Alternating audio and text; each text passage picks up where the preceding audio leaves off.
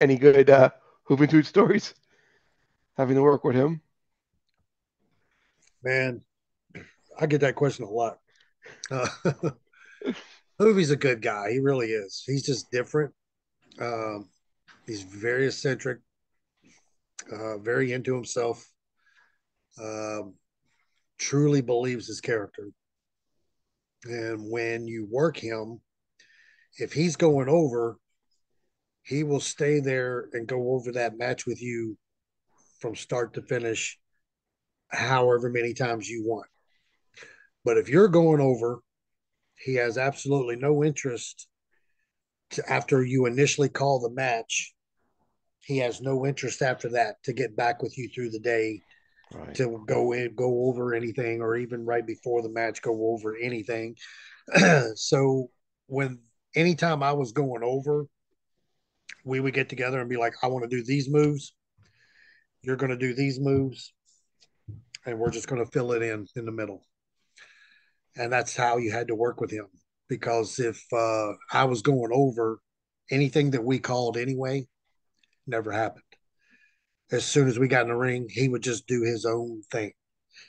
And that's what got him fired from WWE, was wrestling me, because yeah, we had two matches. I beat him the night for the title at the pay-per-view.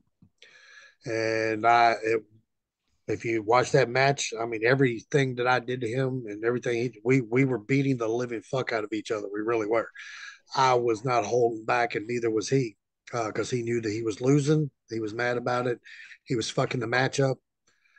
He was fucking the matchup, and next thing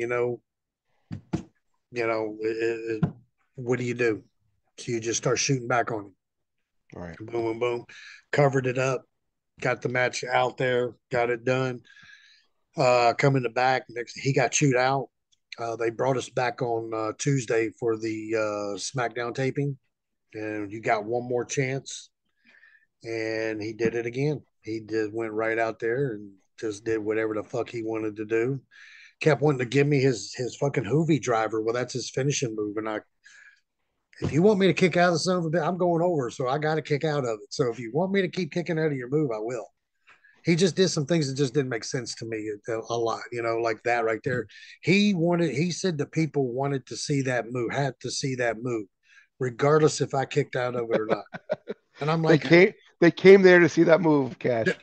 they came to see the juice. That's what he would call himself, the juice. He goes, they come to see the juice.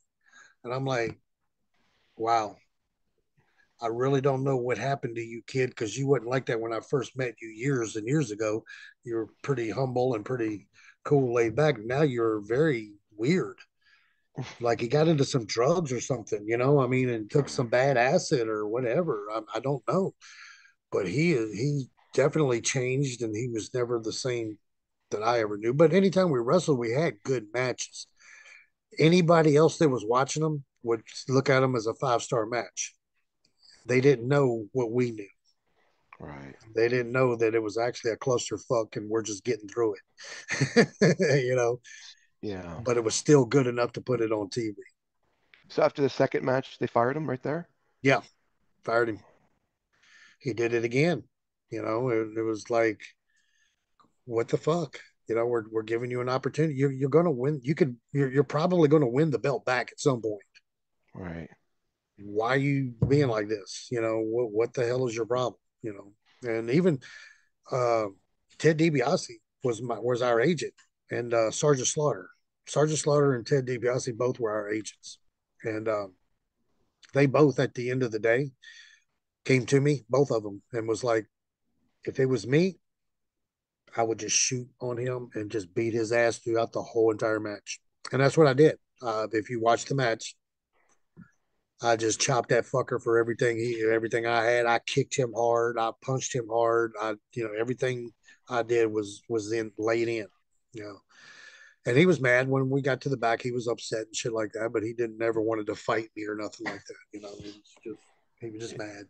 He would throw his little temper tantrums, and that was it. And then they just next day he's gone, and you never saw him again. So It might have been actually you I heard this from.